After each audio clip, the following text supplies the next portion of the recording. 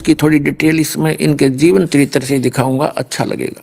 ये वही पुस्तक है जीवनी हजरत मोहम्मद सल्लल्लाहु अलैहि वसल्लम। ये देखिएगा, ये वही है।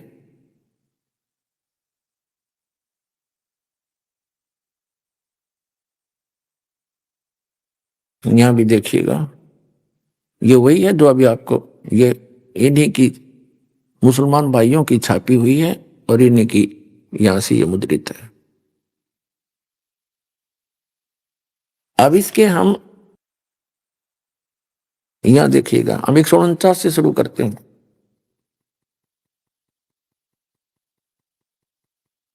यहां से पढ़ेंगे, ये 149 से यहां। ये हुकैम की बेटी और उस्मान बिन मजून रजिस की बीबी थी। बोली, आप शादी क्यों नहीं कर लेते? हजरत मोहम्मद से बोली कि आप अल्लाह के रसूल कुरैश के जुल्म व सितम का निशाना बने हुए हैं। वे अपनी जुबानों के तीरों से आपके जिगर को छालनी कर रहे हैं। ये आप सोचकर सल्लल्लाहु के प्यारे साथी बेकरार हो जाते हैं। अब कहने का भाव है, हजरत खदीजा की जुदाई का गम और कुरैश की बदसलूकी का रंज, यानी खदीजा मर चुकी थी। अब यहां कहते हैं कि ये हुक्म की बेटी और उस्मान बिन मजून की बीबी थी। बोली, आप शादी क्यों नहीं कर लेते हजरत मोहम्मद से? कोई खदीजा जैसी ना मिले न सही, लेकिन कुछ तो सुकून मिलेगा, कुछ तो मन का बोझ हल्का होगा। प्यारे नबी ने कहा, हुकैम की बेटी किसकी तरफ इशारा है? खौला औरत ने कहा, स्त्री ने, किसी ने, कुंवारी भी मिल सकती है, चाहो तो बेवा भी, विधवा भी। प्यारे नबी सल्लल्लाहु अलैहि वसल्लम हजरत मोहम्मद ने कहा, कुंवारी कौन?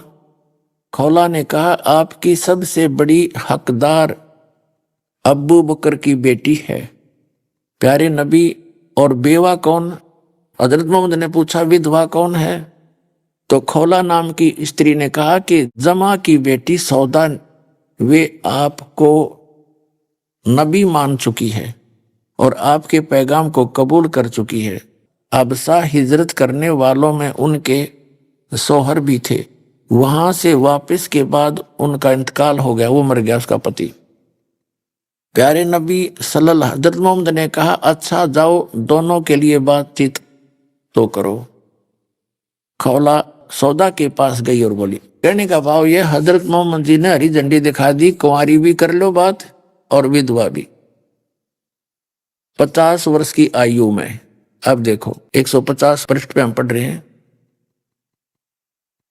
यहां देखो।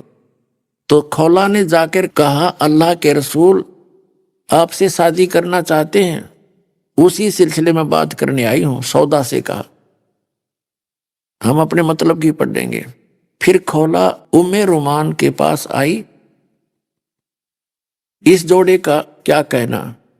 खौला ने जाकर सौदा के बाप से बात की। उन्होंने यह मुबारक खबर सुनी, खुद बे खुद उनके मुंह से निकला कि इस जोड़े का क्या कहना। फिर खौला उम्मे रुमान के पास आई। ये आयशा की माँ और अबू बकर की बीबी थी। बोली, क्या अच्छी किस्मत पाई है आपने, यह बरकत और रहमत की बारिश खुदा के रसूल यानी हजरत मोहम्मद आयशा से शादी का इरादा रखते हैं। ये कुंवारी थी और छोटी उम्र की थी, 10-11 वर्ष की। ये देखो, आयशा से शादी का इरादा रखते हैं। उमे रुमान, ओहो भाग्य, कितना मुबारक बात होगी कि यह तनिक ठहरो, अबू बकर भी आ जाएं। अभी ज्यादा देर ना हुई कि अबू बकर आ गए और आखिरकार आप सल्लल्लाहु की शादी सौदा और आयशा से हो गई। इस तरह शादी के बाद सौदा विदा होकर आपके घर चली गई और आयशा की विदाई बाद में हुई, क्योंकि वो छोटी थी। अपनात्मा दास तो इतिहास लिखा हुआ पढ़कर सुना रहा है, और जैसे में यूं लगा कोई गांठ बात कर दी हो तो इसको परचेज करके पढ़ सकते हो। दास ने इसका निष्कर्ष निकाल के आपके सामने दिखाया। देखिएगा अभी 242 पृष्ठ पे, उनसे आपकी शादी मक्का ही में हो चुकी थी। किससे? जो पहले हो चुकी है दोनों की। ये 241 पृष्ठ पे हम पढ़ेंगे पहले। 241 पृष्ठ नीचे आ जाते।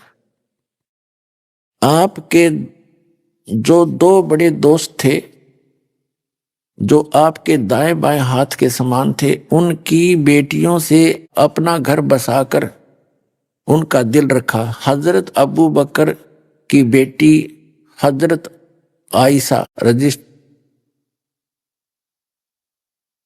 थी, वह छोटी थी जो, उनसे आपकी शादी मक्का में हो चुकी थी, लेकिन अभी उनकी उम्र कम थी, इसलिए वे अपने माँ बाप के पास थी। वो तो 10-11 वर्ष की थी वह लड़की, जिससे 50 वर्ष की उम्र में हजरत मोहम्मद जी ने निकाह किया और एक विधवा से किया। वो अभी तक अपने माँ बाप के थी, उम्र छोटी थी। आगे देखो, मदीना पहुंचकर वे आपके यहां आ गई। हजरत उमर फारूक की बेटी हजरत हफ्सा थी, उनसे भी आपने शादी की। अपने साथियों को अपनी बेटियां दी, यानी यह चौथी शादी होगी इसकी, चौथी स्त्री है। अब ज्यादा ना बता करके दास जो इसका निष्कर्ष निकालना चाहता है कि हम उस समय का विवेचन करें। इस कुरान शरीफ के ज्ञान के प्राप्त से पहले हजरत मोहम्मद जी की पूज्य माता जी आमीना, आमीना नाम था उनका, वो कितनी सहनशील और कितनी नेक आत्मा थी। पति की मृत्यु होगी, बेटा गर्भ में था, प्रथम पुत्र, और 6 वर्ष का जब तक हुआ, अगर ब्याह करना होता तो साल भर भीतर कर लेती हुआ, और किसी से विवाह करना होता तो कितना गुड कैरेक्टर था। हम ये नहीं कहते कि हजरत मोहम्मद बैड कैरेक्टर थे, इसका एक विशेष कारण रहा है। विशेष कारण तो ये रहा कि इस कुरान शरीफ के ज्ञान दाता ने जो भी उनको विवश करके करवाया, इन्होंने वही कर लिया। बस इससे अधिक दास कुछ कहना नहीं चाहेगा। दूसरा कारण ये हो गया था कि ये पुण्य आत्मा जितनी होती, ये हमदर्द होते हैं, इनके अंदर विशेष भगवान की कसक होती है और वे विशेष रहम दिल होते हैं। जब हजरत मोहम्मद जी ने कुरान शरीफ के ज्ञान दाता के आधार से अपना ज्ञान प्रदान करना शुरू किया तो विरोध बहुत हो गया। इनके आपस में बहुत लड़ाई हुई और इसमें सैकड़ों की संख्या में दोनों ग्रुपों के आदमी मारे गए। और जो विधवा हुई उनके प्रति हमदर्दी करके भी हजरत मोहम्मद जी ने विशेषकर विधवाओं को सहारा देने के लिए ही उनको ग्रहण किया, जैसा भी, क्योंकि ये तो उनकी एक नेक आत्मा का परिणाम था। और जो इसने सारा कुछ किया वो प्रेशर था काल का, जो इन्होंने कंवारी के साथ भी निकाह कबूल किया सब इच्छा से, और फिर इस कुरान शरीफ के ज्ञान को, यानी उस गलत अल्लाह को और कंप्लीट गॉड करके उसकी महिमा बता दी। ये कुरान शरीफ का ज्ञान दाता भी डम्मी गॉड है, ये कंप्लीट गॉड नहीं है, गलत भगवान है, यानी अल्लाह अकबर नहीं है। तो वो अल्लाह अकबर जब आपको मिलेगा तभी आपका कल्याण होगा। और जितने भी आज तक हिंदू धर्म के आचार्य, शंकराचार्य, संत, गुरु, मंडलेश्वर और महंत हुए हैं, वे हिंदू धर्म के ग्रंथों को नहीं समझ सके। और इसी प्रकार मुसलमान धर्म के, ईसाई धर्म के जितने भी जो वक्ता हुए हैं, काजी और मुल्ला, ये जो फादर हुए हैं, इनको कख भी पता नहीं बाइबल के बारे में। यदि उनको पता होता तो गॉड इज फॉर्मलेस नहीं कहते, परमात्मा को निराकार नहीं कहते। उत्पत्ति ग्रंथ में, पवित्र बाइबल में, यानी पुराना नियम जिसको तौरात कहते हैं, उसमें स्पष्ट किया है कि जिस परमात्मा ने 6 दिन में सृष्टि रची, 7वें दिन तख्त पर जा बैठा, उसने मनुष्य को अपनी सूरत में, अपनी शक्ल के अनुसार उत्पन्न किया, अपने जैसा। तो परमात्मा मनुष्य दृश्य, और उसी का 40% ज्ञान कुरान शरीफ के अंदर है, क्योंकि कुरान शरीफ का ज्ञान दाता भी वही है जो तौरात, जबूर और अंजील का ज्ञान दाता है, गीता और वेदों का ज्ञान दाता है। ये जब चाहे उसी हिसाब से थोड़ा बहुत परिवर्तन कर लेता अपने हिसाब से, लेकिन जो गॉड गिवन बुक है जैसे वेद क्या है, वेदों को उस पूर्ण परमात्मा ने, अल्लाह अकबर ने, इस वेद ज्ञान दाता जिसको सरपुरुष कहा, गीता अध्याय नंबर 15 के श्लोक 16-17 में 3 पुरुष बताए, सरपुरुष, अक्षर पुरुष और इनसे न्यारा कोई उत्तम पुरुष वो परम अक्षर पुरुष, गीता अध्याय नंबर 8 के श्लोक नंबर 3 में कहा है। उस पूर्ण परमात्मा ने सरपुरुष इस ब्रह्म के अंतःकरण में, जैसे एक मोबाइल से दूसरे मोबाइल में फिल्म की फिल्म फैक्स हो जाती है, उसमें डाउनलोड हो जाती है बगैर किसी वायर के, इस प्रकार उस परमात्मा ने अपने उस यथार्थ ज्ञान को इस ब्रह्म के अंतःकरण में डाल दिया, फैक्स कर दिया। इसने फिर उसको अपने श्वासों के द्वारा बाहर प्रकट कर दिया।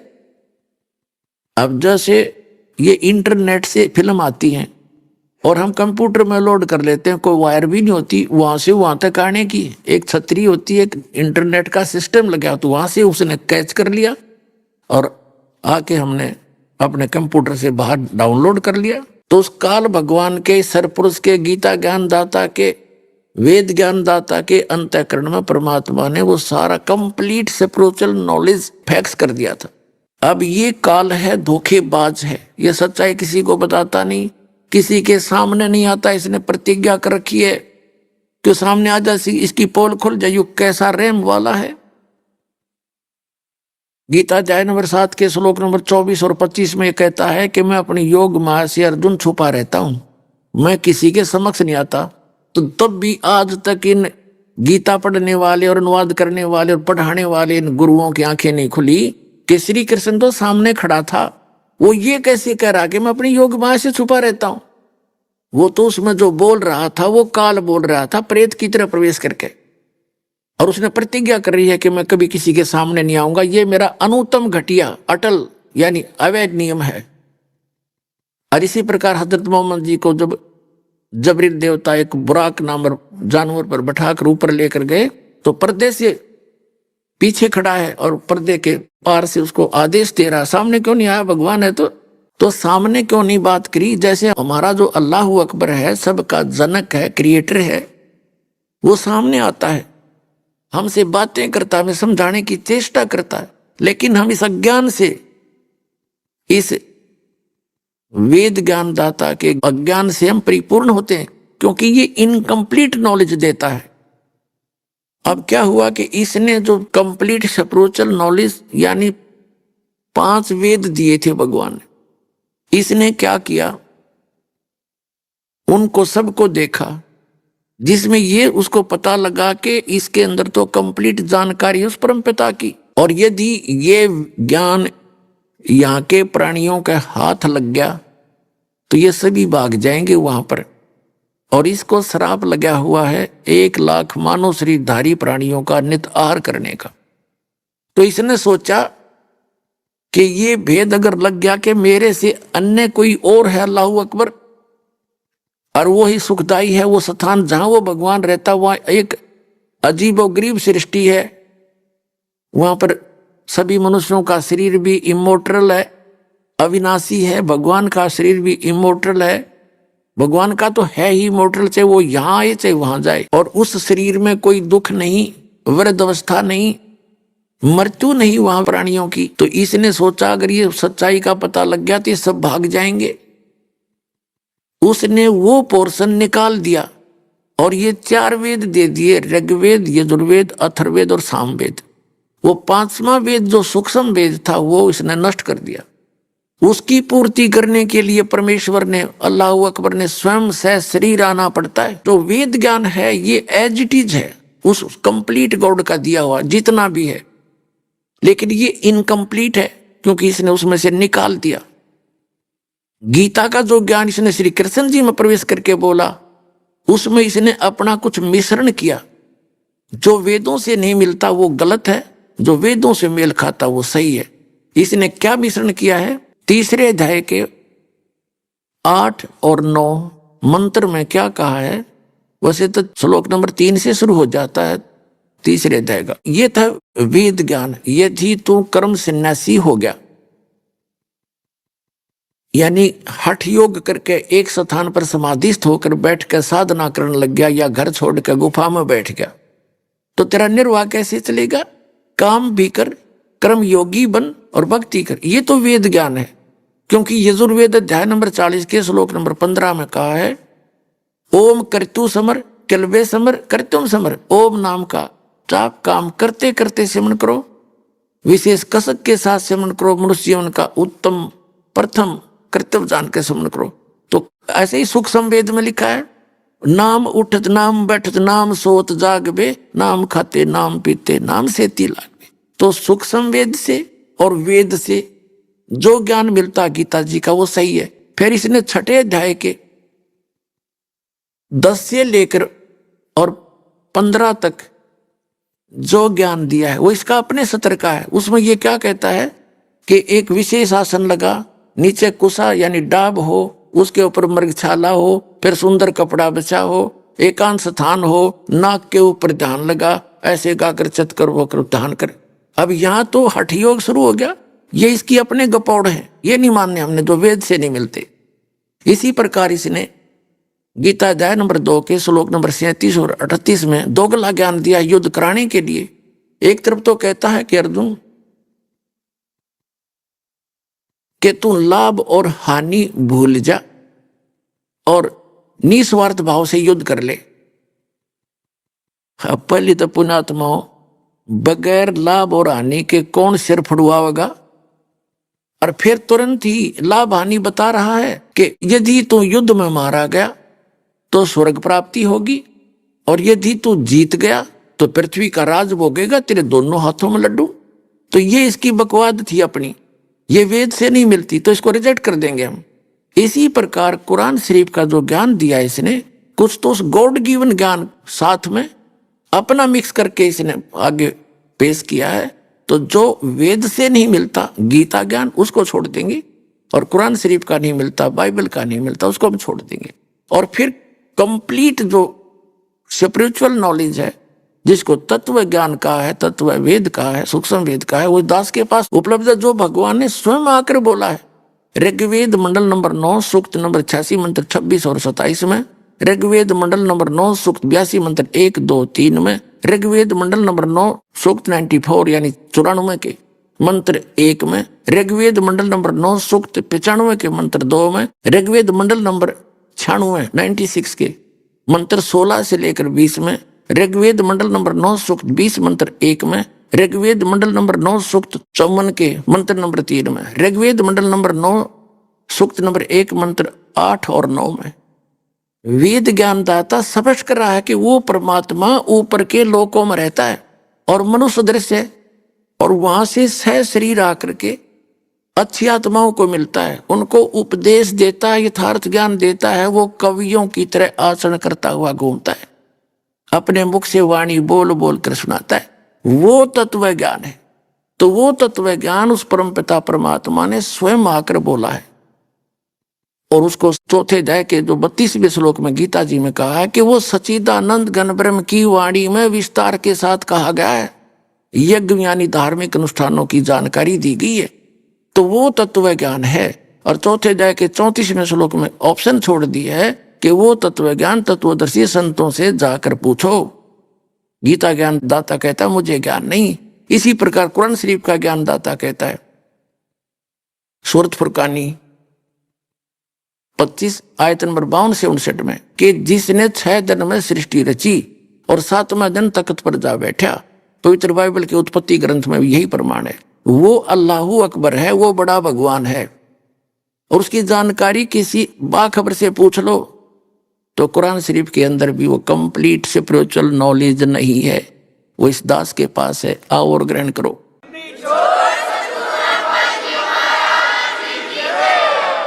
पुण्यात्माओं,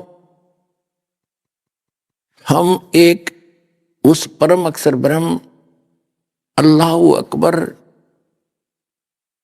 उस कबीर देव कबीर साहब के उस सत्य पुरुष के बच्चे हैं। पूरी पृथ्वी पर या जितने भी ब्रह्मांड हैं उनके अंदर हम जितने भी प्राणी हैं, हम उस परम अक्षर ब्रह्म सच्चिदानंद घन ब्रह्म जिसको परम अक्षर पुरुष भी कहते हैं, जिसको अल्लाह अकबर कहा है, अल्लाह ताला कहते हैं, हम उसके बच्चे हैं, उनके वचन से उत्पन्न हैं, हम उनके अंश हैं।